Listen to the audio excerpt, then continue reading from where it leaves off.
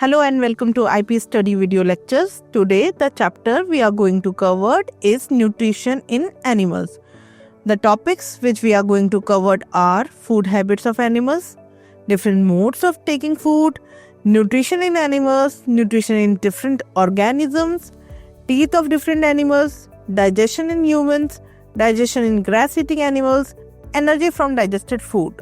In the previous chapter, you have already studied that green plants prepare their own food by the process called photosynthesis, and animals are dependent on plants to get their nutrition, either directly or indirectly. So before further study in the nutrition of the animals, let us understand their eating habits. If I ask you about your food habit and ask you what do you like to eat, which kind of food you prefer, you would simply tell me that I like this food, I like that food. Both of you might have a variation in your choices within a single class. Similarly, there are a large number of animals and each animals have their own preference, have their own likeness in the eating. For example, snakes likes to eat the rodents and frog. They eat eggs of the bird. Similarly, giant animals like panda prefer to eat bamboo shoots. Some animals like to eat another animals like deer, for example. It is mostly preferred by animals such as lion and tiger. Based on our eating habits, organisms, mostly animals of all type, are categorized into three categories. They are either herbivores, carnivores and omnivores. So what are herbivores? Herbivores are the animals which prefer to eat plants. They are also called plant-eating animals. Some of the common examples of herbivores are cow, buffaloes, rabbit, deer, etc. Another category is carnivores. So what are carnivores? Carnivores are opposite of herbivores. They prefer to eat meat. They consume smaller animals. For example, lion, they usually hunt for deer or another smaller organism such as rabbit. So another category is omnivores. So what are omnivores? Omnivores are the organisms which prefer to eat both plants and another animals as their food. Some common examples include crow and dog. So now tell me, where do humans lies? Are we herbivores, carnivores or omnivores? Well, we are omnivores. You might raise a question that some of our pure vegetarian. Even though we are some of our pure vegetarians, we still come under the category of omnivores. Let us now take the another topic, different modes of taking food. Do you think all animals eat the food like us? They sit on a table, take a plate and start eating with a spoon? No. Different animals have different modes to eat the food. For example, smaller insects like bees and butterflies, they suck the nectar from the flower. Snakes swallow the whole food, whereas birds use their beak to consume the food. Some use the teeth, some suck, some swallow. Let us now cover another topic, which is nutrition in animals. Most of the animals have a mechanized digestive system which helps them to digest and utilize the food to create the energy. The nutrition of the most of the animals is known as holozoic mode of nutrition. What are holozoic nutrition? Holozoic nutrition is a complex process which includes 5 steps or 5 phases.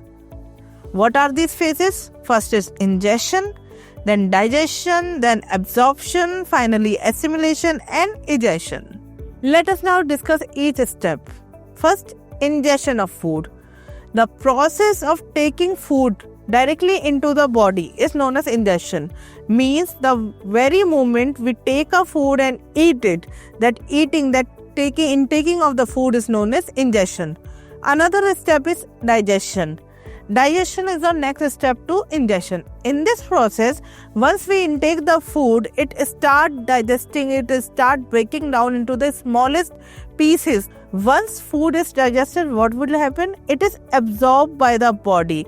So the process through which digestive food is absorbed through our intestinal wall and reaching into our bloodstream is known as absorption.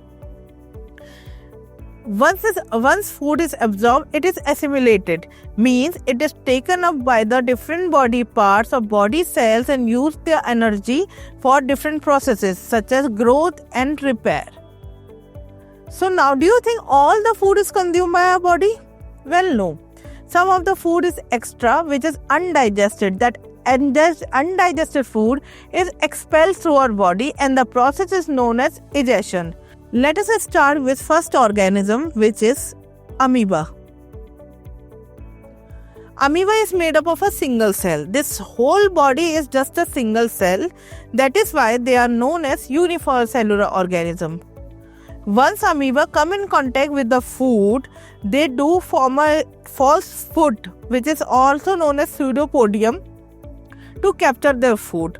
Once they intake their food, the food vacuole, a small vacuole is formed inside the body to digest the food. Another mode of nutrition can be observed in Hydra. Hydra are also simpler organisms. They are larger than amoeba, but they are yet very simpler organisms. They have tentacles on their body. Tentacles is like a small thin antenna type structure. And they capture the small animals. They are aquatic animals. They are aquatic organisms. They capture the small aquatic animals through their tentacles. They also secrete, they push it into the mouth first, and once it reaches inside the body, certain digestive juices are secreted and released so that food get digested and absorbed through the cavity walls. Another organism is frog. Frog has a long sticky tongue. A small insect gets stick to the tongue like this. You can observe in the picture, and they take it inside their body where digestive food juices are released in it and break down the small body of the insect and absorb through the different body parts. So let us now study teeth in different animals. We already know that teeth are very important. It is important part during the process of ingestion. Once we eat the food, it is break down into smaller pieces with the help of teeth only. However, certain animals like birds, they do not have teeth. Their teeth are modified into beak.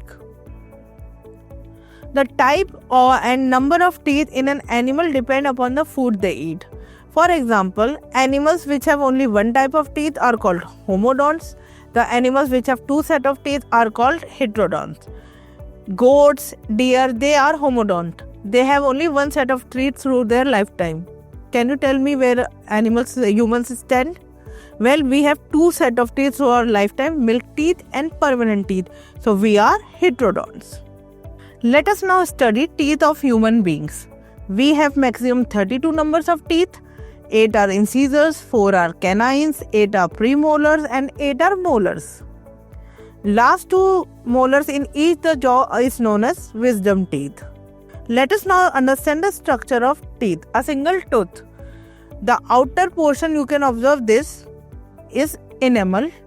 It has a small pulpy layer which is also known as pulp, and then it has nerves in it, and followed by the nerves are present in the root canal area. So the structure of teeth is upper portion of the teeth is known as crown, and the lower part which is inside our gum is known as root. We always observe the enamel. It is the hardest part in the body. Humans have two types of teeth, two sets of teeth. One is milk teeth, another is permanent teeth. Milk teeth are present in the babies. They fall during the age of 7 to 8 of years, and they get a permanent teeth. These permanent teeth cannot be replaced. However, milk teeth are replaced by permanent teeth. Let us now study different types of teeth in humans.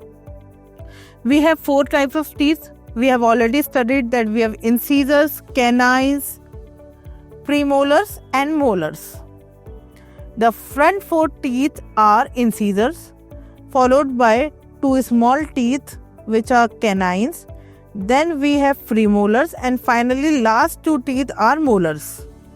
Last 4 teeth rather are molars, and the last 2 teeth are called wisdom teeth. So incisors are cutting teeth. They are front 4 in number.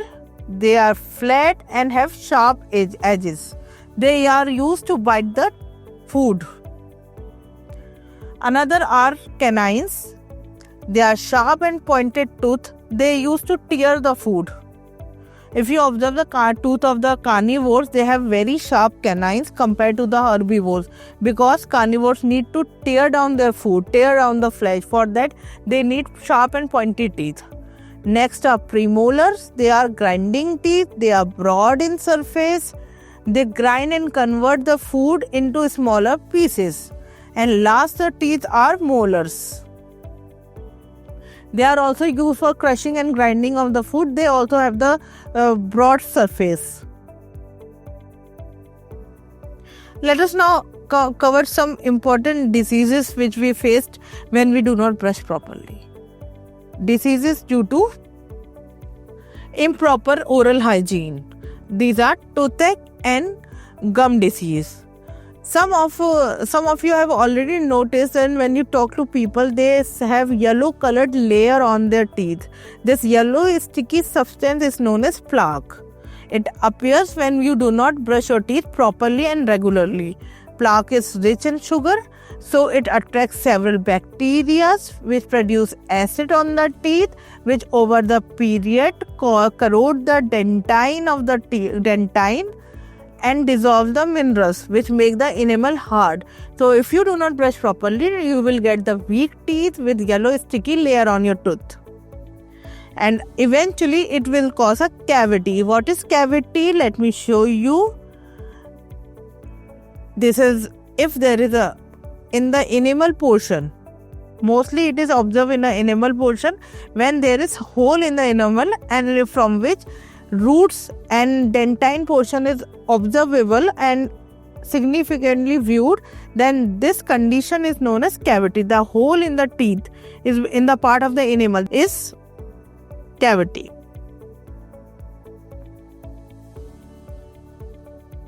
When bacteria present in the plaque is not clean over the long period, it can cause a toothache and you may even lose the tooth. So now let us cover the process of digestion in humans.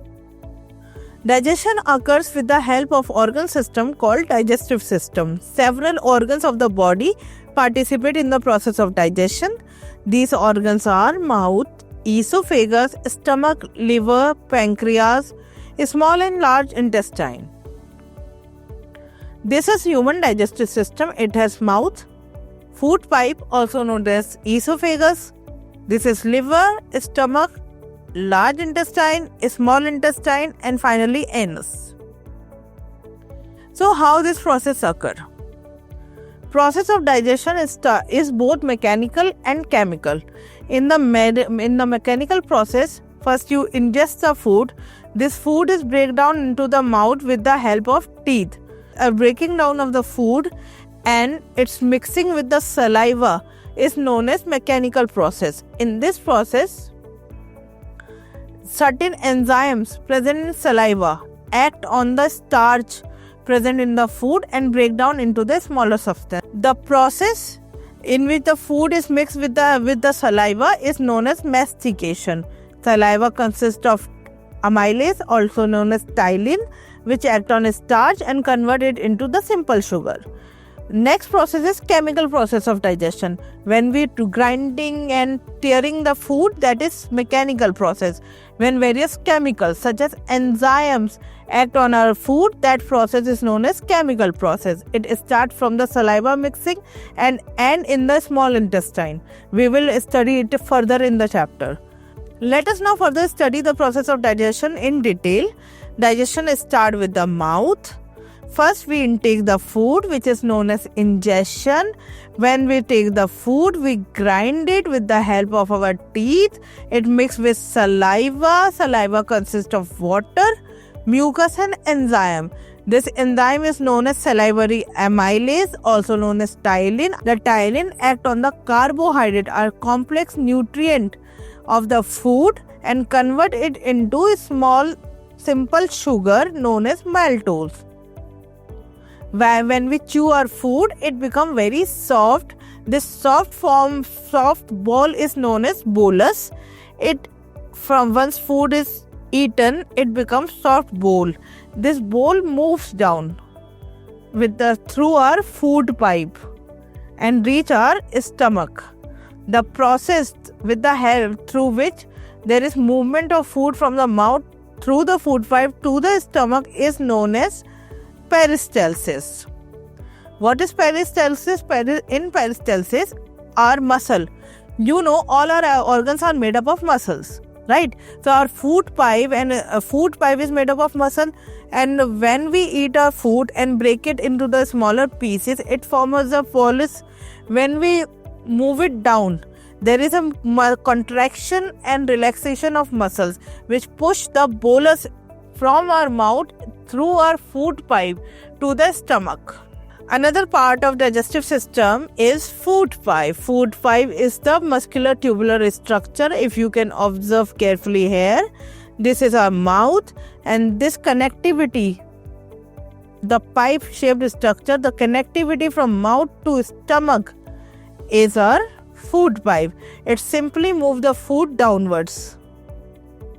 Another organ which is a part of digestive system and important for the digestion is our stomach.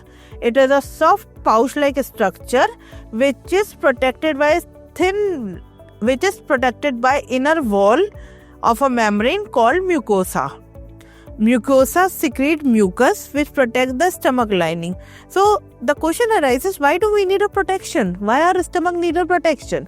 Our stomach need a protection because it consists of acid which is necessary for the digestion of food, but if we do not have the layer, it can also digest the stomach. So to protect the stomach, its inner wall is covered. So what is digested mainly in the stomach? Well, I have already told you that our food consists of carbohydrate, protein and fat. Carbohydrate digestion already started in the mouth only. Now our remaining nutrients are fat and protein. So the digestion of the protein start in the stomach. Our bacteria, all the bacteria are destroyed in the stomach. All the bacteria present in our food are destroyed because of the high hydrochloric acid in it. And then gastric juice contain enzyme pepsin. This pepsin act on proteins. Proteins are digested. Large complex proteins are break down into smaller proteins with the help of pepsin. And once digestion is completed in the stomach, food is turned down and known as chyme. When food is eaten in the mouth and mixed with saliva, it is known as bolus. Once it moves from mouth and reach the stomach, it becomes from bolus to chyme. This chyme moves further into the small intestine. Let us go to another organ. Once food is churned and become chyme, it leaves the stomach and entered intestine. There are two types of intestine. One is a small intestine, which is this inert portion, and this outer big one is the large intestine. Food first entered a small intestine where digestion of fat occur. It is a strong coiled structure. It is a very long tube where bile juice from the gallbladder and pancreatic juice from pancreas act on the food. Most of the digestion ends in the small intestine. Rather, all the digestion ends in the small intestine. Fat, remaining protein, carbohydrate, everything is digested completely and food absorbed in the small intestine. The juices we get from two main very important organs, which are gallbladder and pancreas. They pour their juices in the small intestine for the digestion. Bile juice help in the digestion of the fat, whereas pancreatic juice help in the digestion of remaining carbohydrate and protein. Why I am saying remaining? Because earlier carbohydrate and protein are also digested in the stomach and mouth respectively. Once they all break down into the smaller parts, they are absorbed in the small intestine only. So the digestion not only ends in the small intestine, it is absorbed on the small intestine. Once food is completely absorbed, the remaining material is transferred or moved to the large intestine. What is done in large intestine? In large intestine, remaining material is analyzed and water and minerals from the undigested food is reabsorbed. and the remaining material move to the anus, where it is expelled from the body in the form of feces. Let us now study digestion in grass-eating animals. Grass-eating animals like goats, buffalo, cow, they have digest their food, then bring back their food and chew it for a long time. That is why they are known as ruminants.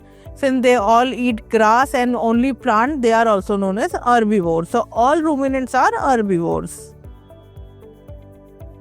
Animals eat grass which is rich in cellulose. This cellulose cannot be digested by human beings. That is why it is emphasized to cook your food. If you do not cook the food, cellulose will not break down and it is very hard to digest. Let us now understand how ruminants digest their food. First, they chew their food. They chew their food for very large duration. That is why they have very strong jaw muscles. Their stomach is ruminant, divided into 4 compartments: rumen, reticulum, omasum and abomasum. If you can focus on this image, you can see this is the size of the stomach of any grass-eating animal. They have 4 portions. You can observe these 4 chambers: 1, 2, 3 and 4. These are the 4 different portions in which they digest their food. So, these grass-eating animals have chewed their grass, swallowed them, bring it back to the mouth. Then this reach to the large compartment of the stomach. Bacteria and protozoa or other germs present in their grass went to the rumen, where they are break down. Then it is passed to the muscular chamber of the reticulum, where it is sent back to the mouth. Of this process of sending back to the mouth is known as rumination.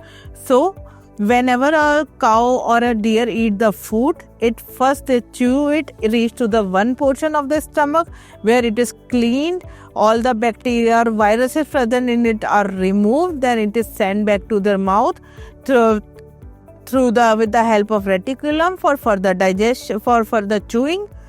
The rechewing of the food is known as rumination.